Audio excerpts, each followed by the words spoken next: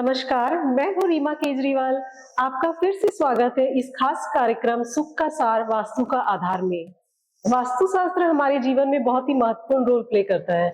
ये हमारे जीवन में नेगेटिव एनर्जी को दूर करने और पॉजिटिव वाइब्स को लाने में बहुत ज्यादा ही हेल्प करता है।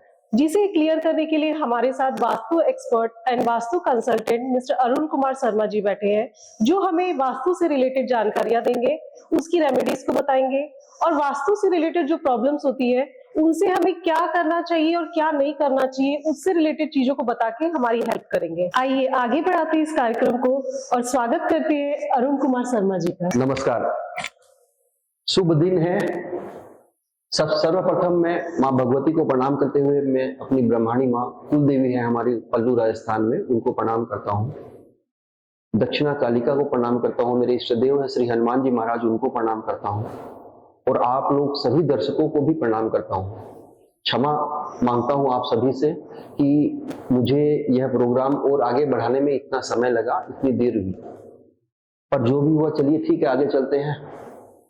मैं आप लोगों से रिक्वेस्ट करूंगा कि आप लोग इस क्लास को देखने के पहले मेरे जो पहले के क्लासेस चल चुके हैं, एपिसोड्स जो आ चुके हैं, 8 एपिसोड पहले के हमारे यूट्यूब पर अवेलेबल है, आप उन्हें देखिए।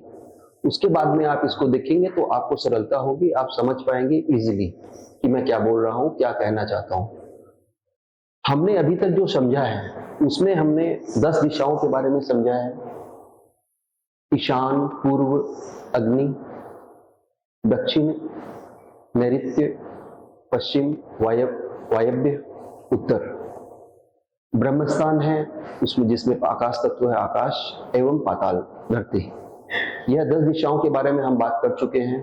किस दिशा में क्या है यह हम बात कर चुके हैं। मैं आप लोगों से रिक्वेस्ट करूंगा कि आप इस जो मैंने ऑलरेडी बना के रखा है इस ब्लैक बोर्ड पे, इसे आप बढ़िया से देखें। सर्वप्रथम तो आप पहले के एपिसोड देखिए, उसके बाद भी इसे देखिए तो आपको और क्लियरिटी रहेगी। जैसे कि ईशान कोण में क्या क्या है। ईशान में जल है, ईशान में गुरु का वास है। ईशान का मतलब ये हुआ जहाँ पे पूर्व और उत्तर मिलती है, और उस दिशा में और क्या करना चाहिए क्या नहीं करना चाहिए हमने यहाँ पे बात की है आपसे कि इस जगह पे अगर बेडरूम हो तो क्या हो। मैं हल्के से थोड़ी कोशिश करता हूँ क्लियरली आप लोगों से फटाफट उसको क्लियर कर लें। हम लोग रिकैप जिसको बोलते हैं, रिकैप कर लें। ईशान में क्या होने से क्या क्या प्रॉब्लम होती है और क्या नहीं होना चाहिए, यह सब इसमें क्लियरली बताया गया है। सर्वप्रथम हमने ईशान में देखा था कि अगर बेडरूम हो तो क्या हो। तो ईशान में बेडरूम हम बच्चों का बना सकते हैं। बच्चे माने 10-12 साल 15 साल के बच्चों का हम बना सकते हैं। उसमें वह रह सकते हैं। वहां पे स्टडी बहुत बढ़िया होती है, क्योंकि वहां पे ग्रहों के राजा जो गुरु हैं वो है। तो उसमें आप बेडरूम बच्चों का बना सकते हैं, स्टडी रूम बना सकते हैं। परंतु नवविवाहित बड़े माने समझ लीजिए 14 या 15 साल से बड़े, लड़का हो चाहे लड़की, किसी को भी हमें बेडरूम नहीं देना चाहिए। आपने सुना ही है ना कि ईशान में द्वार होना चाहिए, मुख्य द्वार होना चाहिए। उससे क्या होता है ना कि ईशान में अगर गेट सामने रहेगा ना तो गेट के पास में हमारा रूम, किचन, टॉयलेट वगैरह कुछ भी नहीं होना। तो इसके कारण वो जगह बड़ी हो जाती है, जो कि बृहस्पति ग्रह या गुरु ग्रह के लिए श्रेष्ठ है। इस हिसाब से दरवाजा यहाँ पे ओके है, कोई तकलीफ नहीं है। अब हम बात करेंगे कि ईशान में क्या क्या माने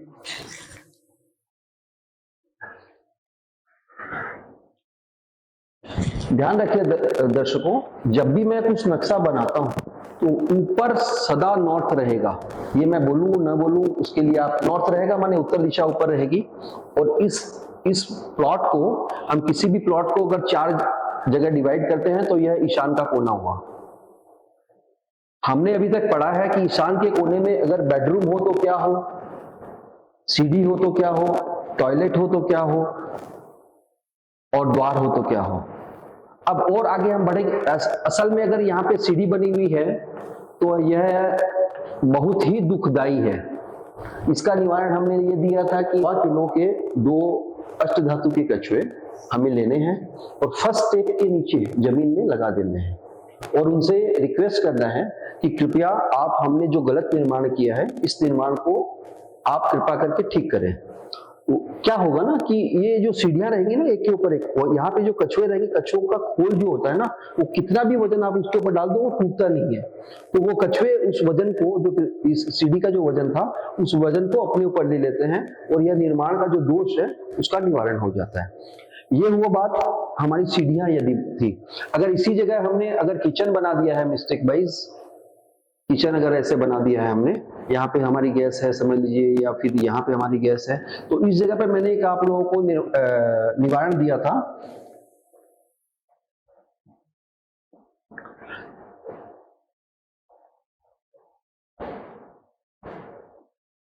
तीन कांसे की कटोरी लगानी होती है।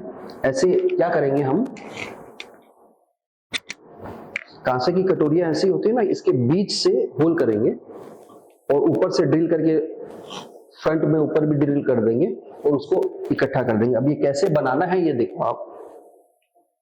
जैसे कि इस जगह पे हमारा किचन है ना, तो यहाँ पे एक कटोरी लगानी है, यहाँ पे एक कटोरी लगानी है और यहाँ पे एक कटोरी लगानी है। कांसा क्या है ना, एक ऐसी धातु है जिसको हम बादल की उपाधि देते हैं। हमारे शास्त्रों में उसे बादल कहा गया है। उससे 24 घंटा बादलों से जैसे पानी बरसता है वैसे ही बरसता रहता है। और यहाँ पे जल की जरूरत है, जल ऑलरेडी यहाँ पे है। तो हमने जो गैस वहां पे दे दी, अग्नि दे दी, अग्नि वहां पे ज्यादा खराब इफेक्ट न करे, इसके लिए हम इसको माने कांसे की कटोरी देते हैं। यह भी बहुत ही सफल, सुलझा हुआ, मेरा समझा हुआ और काफी जगह पे यूज किया हुआ उपाय है। आप इसे यूज कर सकते हैं। अब यदि यहां पे सीढ़ी हो गई, किचन हो गया। अब यहां पे अगर हम बेडरूम बनाते हैं तो बच्चों के लिए तो यह बेडरूम ठीक है स्टडी के हिसाब से, कि बच्चे यहाँ पे स्टडी कर सकते हैं या पढ़ाई वगैरह हो सकती है अच्छी, परंतु उसकी एक एज है। माने अगर लड़की की उम्र हमारे समझ लीजिए 13 से प्लस हो गई या लड़के की उम्र 13 से प्लस हो गई, तो उसको इस रूम में सोना नहीं चाहिए, नहीं रहना चाहिए। और न विवाहितों को तो कभी भी नहीं रहना चाहिए। यहाँ पे रहने वाले लड़के लेजी हो जाएंगे, आलसी हो जाएंगे, क्योंकि यहाँ पे एक मैं बताना भूल गया आप लोगों को, यहाँ पे एक मैग्नेट भी है।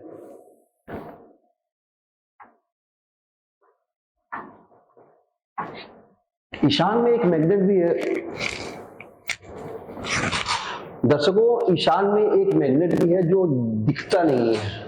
बट आप जैसे देखो, आपके घर में 4 लड़के हों या 4 लड़के हों, उनमें से एक ईशान का बेडरूम में है और बाकी के अलग अलग बेडरूम्स में है, तो ईशान वाला जो लड़का है ना, घर से मिनिमम बाहर रहेगा।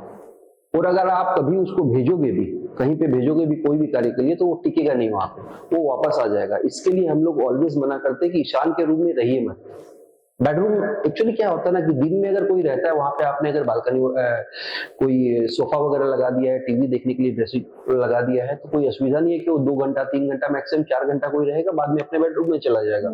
परंतु बेडरूम अगर आपने बनाया वहां पे, तो वहां पे सोएगा। एटलीस्ट दिन में वो कितना भी घंटा रहे, हो सकता है 2 घंटा रहे, 5 घंटा रहे, पर रात को उसको 8 से 10 घंटा उसे यूज करना है। और यहाँ पे रहने वाले पे जब वो मैग्नेट भारी होता है ना, तो उसकी बहुत दिक्कतें आने वाले समय पे हम और अपनी बातें करेंगे, उसकी क्या क्या दिक्कतें और हो सकती है। तो यहाँ पे 13 साल के अंदर के बच्चे रह सकते हैं, उससे ऊपर के बच्चे नहीं रहना है। और उसका कुछ निवारण नहीं है मेरे पास क्या, मुझे नहीं लगता किसी के पास भी है, पर मैं बोलता हूं कि यहाँ पे न रखें। अब तीसरी बात ये होती है कि अगर ये कटा हो, अच्छा सॉरी एक बात और भूल गया, यहाँ पे जलस्थान के लिए बेस्ट प्लेस है दर्शकों। इससे बढ़िया पानी का व्यवस्था, इससे बढ़िया पानी की व्यवस्था ईशान के अलावा कहीं पे नहीं है। अगर आपका खुद का मकान है, फ्लैट्स वगैरह में तो डिफरेंट बात हो जाती है, बट अगर आपका खुद का मकान है तो ईशान का जलस्थान माने ये हो गया, वहां पे अंडरग्राउंड वाटर टैंक बनाना है हमें। तो वाटर टैंक यहाँ पे आप इस एरिया में श्रेष्ठ है पैसे के हिसाब से, इस एरिया में श्रेष्ठ है ज्ञान के हिसाब से। अगर उत्तरी ईशान में अगर आप ये अंडरग्राउंड वाटर टैंक लेते हैं या ट्यूबवेल लेते हैं और वहां से अगर पानी निकलता है, तो यह आपके घर में कभी भी धन की असुविधा नहीं होने देगा। धन भरपूर मिलेगा आपको, उसमें कोई माने प्रश्न नहीं है। वस्तु कल्पना का प्रयास है, खुद में ही कर लो विश्वास।